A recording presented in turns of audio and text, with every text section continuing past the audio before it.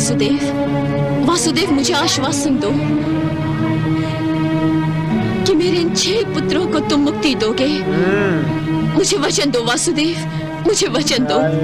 माताश्री, यही करने 6 तो भाई मुक्ति की ही तो प्रतीक्षा कर रहे हैं और मैं इन्हें अवश्य मुक्ति दूंगा। जब आप इन्हें ममता के बंधन से मुक्त कर देंगी तो ये शापित देवता भी मनुष्य की योनि से भी मुक्त हो जाएंगे। शापित देवता।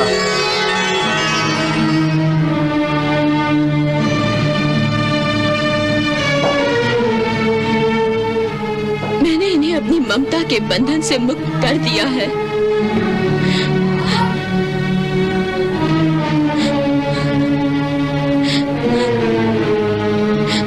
माताश्री, ये आपने बहुत अच्छा किया।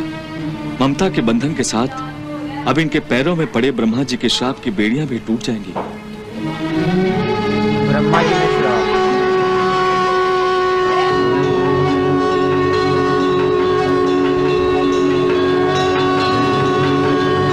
ओह,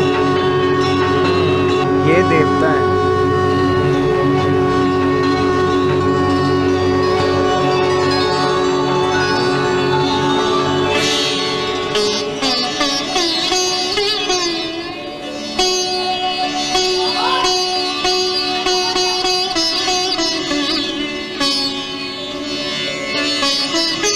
हे प्रभु, हे माताश्री, हे भगवान शेष, हम सबका आपको प्रणाम।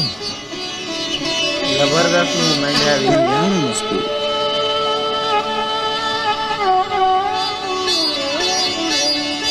प्रणाम देव की माता, प्रणाम पिताश्री।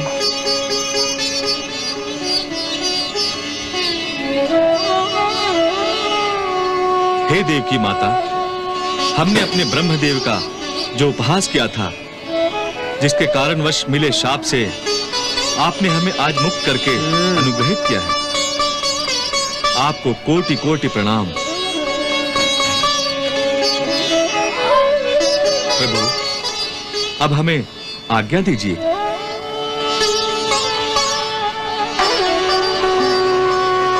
यार क्या है मुक्ति दिलवाई है यार कृष्णा जी ने भैया, बल्कि अपने मुरादों को जो कितने जन्मों से साइकिल चल रही थी और उनको मुक्ति नहीं थी प्राप्त हो रही।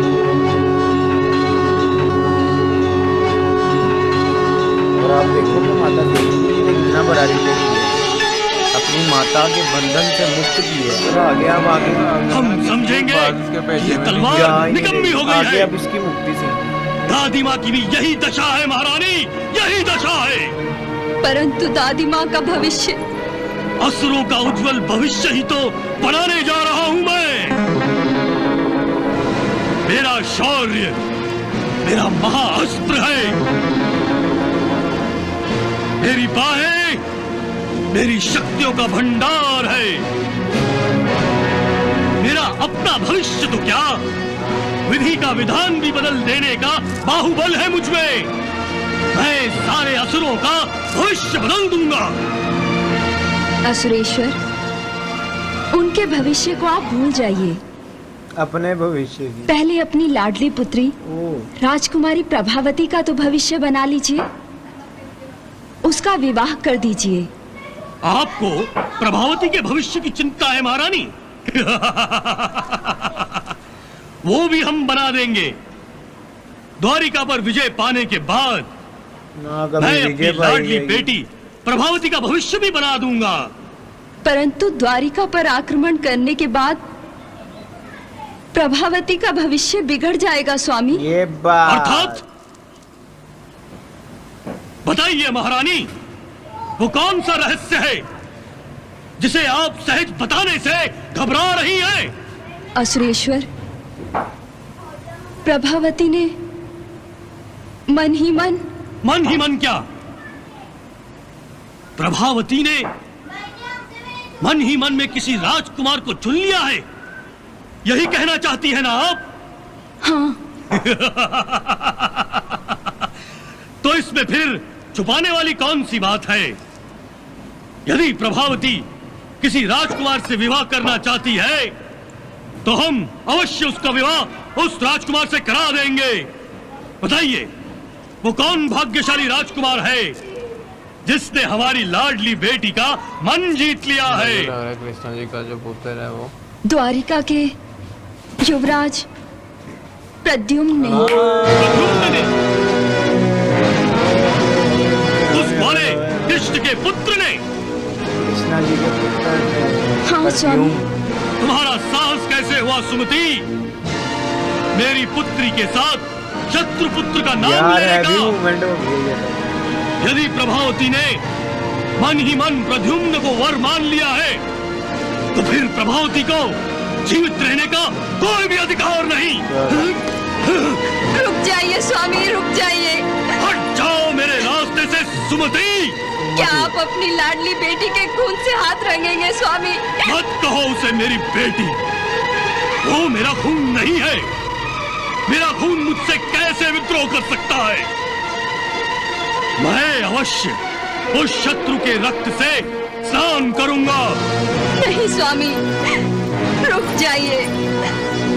आप आतुरताई विचारों के अधीन होकर अनर्थ करने जा रहे हैं स्वामी, अनर्थ। अनर्थ करने नहीं, बल्कि अनर्थ को उसके गर्भ में ही नष्ट करने जा रहा हूँ। हट जाओ मेरे रास्ते से स्वामी। तो गाइस यहाँ खत्म हुआ ये पार्ट यार। हमारे लिए शॉकिंग बहुत ज्यादा शॉकिंग, लेकिन आप पहुंच गए थे पॉइंट तक।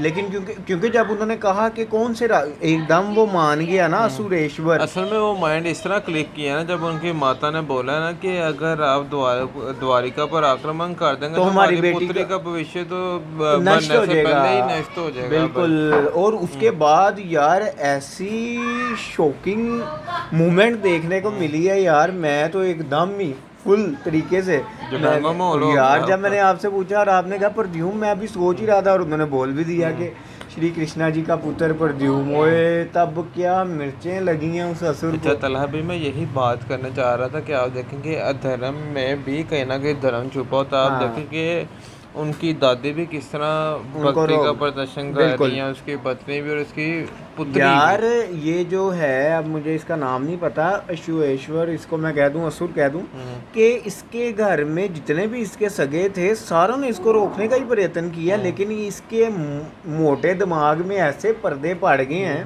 कि उसको किसी की, वो सारों की बात को उल्टा लेता है। ठीक है। और ये हम पहले भी कई बार कह चुके हैं तरह भी कि जब किसी की मृत्यु का समय करीब आता है तो उसकी बुद्धि भ्रष्ट हो जाती है, पर्दे पड़ जाते हैं। और उससे पहले की मूवमेंट आप देखो कि किस प्रकार मुक्ति प्राप्त करवाई है उन्होंने अपने भ्राताओं को। आप देखेंगे सबसे पहले उन्होंने अपनी माता को कहा कि सबसे पहले आप इन्हें अपने प्रेम के बंधन से माता बंधन से मुक्त करें। बिल्कुल। जैसे उन्होंने कहा कि मैं अपने पुत्रों को प्रेम बंधन से मुक्त करती हूँ, जो उनके पैरों में जंजीरें बंधी हुई थी ब्रह्मा जी के जो श्राप की, वो टूटी। और इसमें का बाद हमने देखा है किस तरह वो 6 बालिका अपने असर रूप में लाए और उसके बाद उन्हें मुक्ति भी प्रदान हो गई।